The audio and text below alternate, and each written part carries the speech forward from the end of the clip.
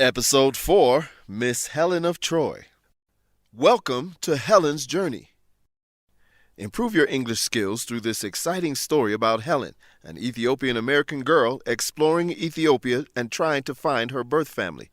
Brought to you by the U.S. Embassy to Ethiopia. The U.S. invests in Ethiopians.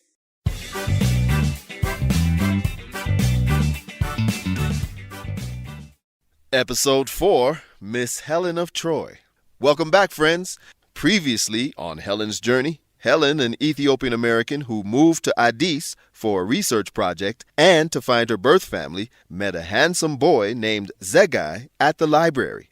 She's back at the library. Will she see him again? Let's listen and find out.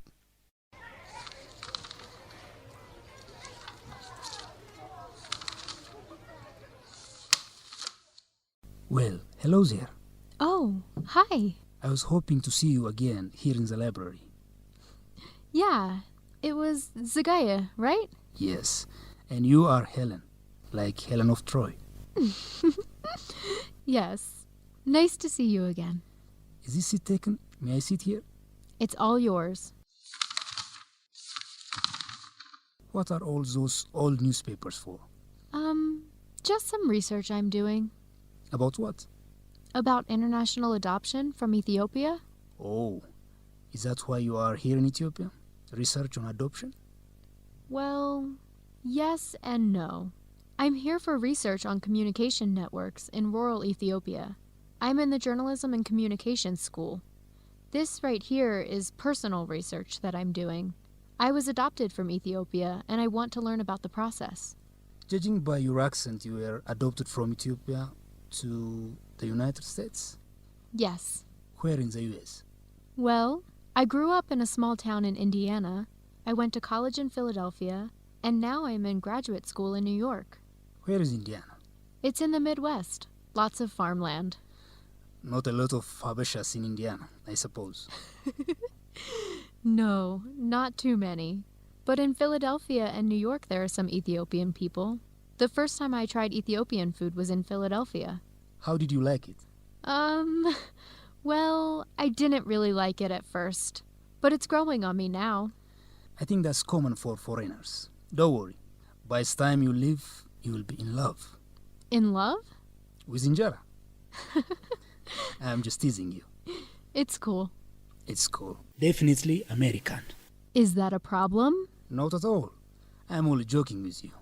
Anyways, I've read some stories about international adoption.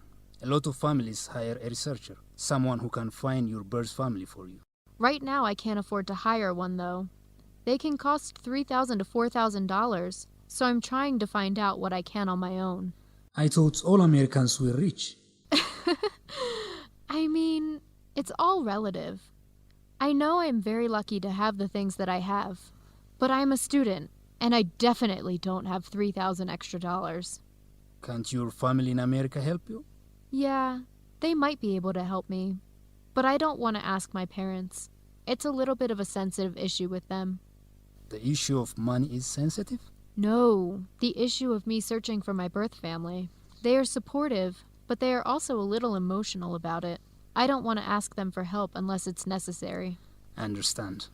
So, I told you about my research. What about you? What are you doing here in the library? I'm reading some cases for one of my classes.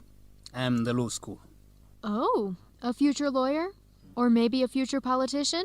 I am a current politician. You are speaking to the Student Council President. What an honor, Mr. President. At your service. So what does the Student Council do? What? You don't have student councils in America? Of course we do. I just wasn't sure if it's the same here. Well, we represent the students to the university administration. We also respond to complaints related to campus life, such as housing. Our first initiative this school year is a sexual harassment prevention awareness campaign. That's awesome that you're doing something about that. Thank you. The Student Council has received many reports that our female students experience sexual harassment on campus. We want to do something about that. You are doing really important work. What kind of sexual harassment do people experience on campus? Women don't feel comfortable staying late at the library studying because when they walk back to their dormitory, they can be grabbed and attacked. Also, some professors try to have relationships with the students. Wow. So what is the student council going to do? We are going to organize a training for residence directors. We are also designing a flyer to post around campus to raise awareness about the issue. But I am open to hearing your opinions. What do you think we should do? Well, I think your campaign should focus on verbal sexual harassment and not only physical sexual harassment. There's a lot of catcalling here. What's catcalling? Oh, catcalling is what we call street harassment in America. It's when men yell things at women on the street like baby, sweetie, sexy. Catcalling. That's a new word for me. So in America, this is considered sexual harassment? Yes, of course. Sexual harassment is unwanted attention of a sexual nature. It could be verbal, like yelling things at a woman about her body, or it could be physical, like touching. Interesting. You have had problems on campus with this catcalling? In Addis in general, it's not so bad on campus, but just walking around the city, men yell a lot of things at me. They can probably tell you are from another country. You look Ethiopian, but we can always tell diaspora. The clothing and manners are different. I should try to blend in more. No need. You are perfect the way you are. Aw, thanks. So, have you been able to explore Addis? What places do you like? To be honest, I haven't done very much since I got here. I'm just getting settled in at home and with my work. What places do you recommend I visit in Addis? I can't tell you. If I tell you, you might go without me. Well, then I guess you will have to take me. I think so. I think I will have to show you Addis. Well, it has been lovely talking to you, but I think I need to get started on my studying. Hopefully, I will see you again soon. May I have your phone number, Miss Helen of Troy? Yeah, Mr. President. It's 095. See? The Zegai Helen met in the last episode and the student council president Zegai Alamayu interviewed are the same person. I knew it! Let's check on Khalid and Alamayu. They're at home talking about their week. Khalid has a problem. What is it? Let's listen and find out.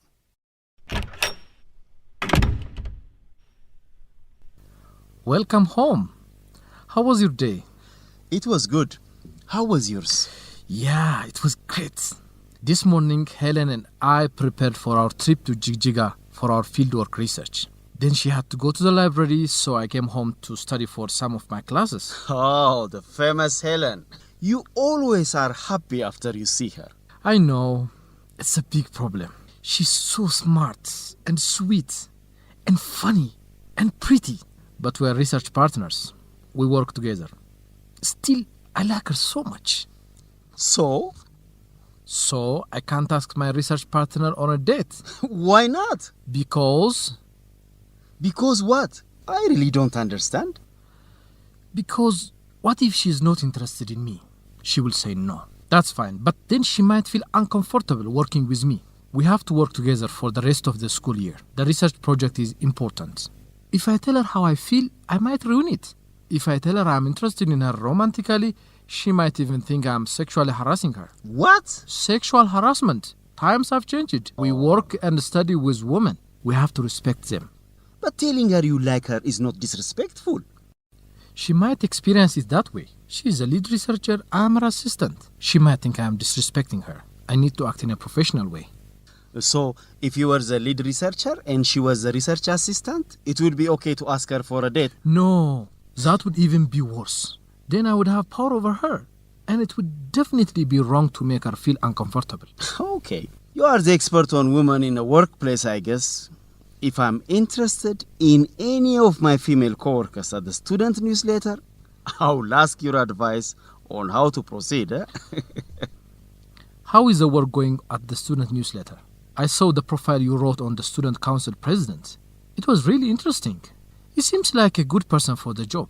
Thanks. I'm not sure if he's so. I don't think he's taking the student concerns about the cafeteria food seriously. Maybe it's not a serious issue. Well, The undergraduate students are organizing a protest about the issue. So, students always protest things. Yes, but something is strange here. The student council could take action easily to make the students happy. So far, nothing. They are concerned with sexual harassment prevention and housing. Well, sexual harassment prevention is really important. Okay, but no students are organizing around that issue. And nobody is organizing around housing issues. Maybe female students don't feel comfortable talking about the issue of sexual harassment publicly. That could be true, but something still doesn't seem right with the student council. Why not change food suppliers and make the students happy? It's suspicious. I don't know. I'm writing an article for the newsletter about the protest organizers. I'm going to find out what is going on. What if you are looking for a problem that doesn't exist? Something is happening. I will find the truth. Uh-oh. Khaled likes Helen, but can't do anything about it because they work together. Alamayu thinks something suspicious is happening with the student council and the cafeteria food. What's going to happen next? Listen to future episodes to find out.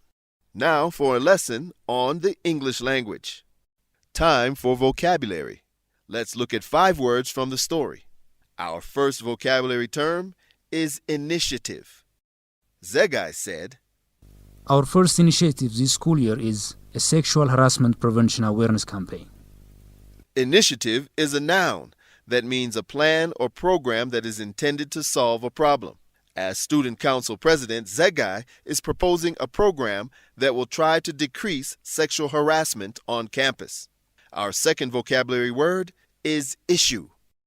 Zegai said, We are also designing a flyer to post around campus to raise awareness about the issue. Issue is a noun that means an important subject or topic. In this example, it refers to the topic of sexual harassment prevention. Zegai is going to create flyers that give people information about sexual harassment prevention. The third vocabulary word is represent. Zegai said, Well, we represent the students to the university administration.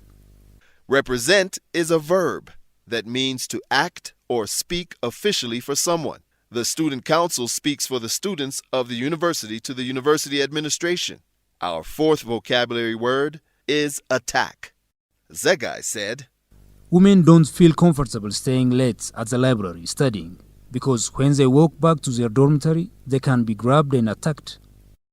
Attack is a verb that means to act violently against someone, to try to hurt or injure them. Some women have been hurt or injured when they walk to their dormitory at night.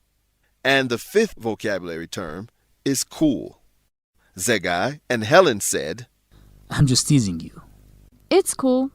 Cool is an adjective used in many ways in American English. In this example, Helen uses it to mean there's no problem. She doesn't have a problem with what Zegai said to her. Time for expressing yourself in English. Running into someone. Running into someone means you see someone you know in a public place, but you didn't plan to see them. It's an unplanned meeting. Let's look at how Helen and Zegai speak when they ran into each other at the library. They said, Well, hello there. Oh, hi. I was hoping to see you again here. Yeah, it was Zagaye, right? Helen is confirming his name by saying it followed by, right? She wants to make sure she remembers his name correctly. Then they say, Yes, and you are Helen, like Helen of Troy. Yes, nice to see you again. Helen said, nice to see you, not nice to meet you. In English, you only say nice to meet you the first time you are introduced to someone. After that, say nice to see you because you already know each other. Time for grammar. Phrasal verbs. Phrasal verbs are special verbs in English that have a verb and then a preposition or particle attached. The preposition or particle change the meaning of the verb. For example, turn on, turn off. Turn is a verb. By itself, it means change direction. Add a preposition like on or off, and it has a new meaning. Turn on means start the power, like turn on the radio. Turn off means stop the power, like turn off the radio. Let's listen to some examples from the episode. Helen told Zegai, Well, I grew up in a small town in Indiana. and later she told him, Well, I didn't like it at first, but it is growing on me now. grow up and grow on are two examples of phrasal verbs. Grow up means to become an adult. Helen was a child in a small town in Indiana, and that's where she lived until she became an adult. Grow on means to become more appealing. Helen didn't like Ethiopian food the first time she tried it, but now it has become more appealing to her. Adding up or on to the verb grow completely changes the meaning. That's how phrasal verbs work. They are very common in the English language. Do you know other phrasal verbs? Time for facts on American culture and education. Sexual harassment. Khalid and Alamayu talked about sexual harassment in the workplace. Khalid and Helen work together, so he thinks it would not be appropriate to ask Helen on a date. In the United States, different employers have different rules and policies about what behavior is sexual harassment or what kind of interactions are appropriate for the workplace. The hashtag #MeToo movement that became famous in 2017 after a scandal in Hollywood showed that many American women have experienced sexual harassment and assault at work and school. Women used this social media campaign to express their anger and advocate for better policies. Thank you for listening to Helen's Journey.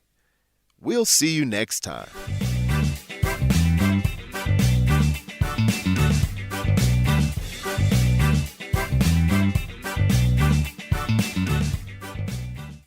The introduction and closing music, Blue Ska, is by Kevin MacLeod, Incompetech.com, licensed under Creative Commons.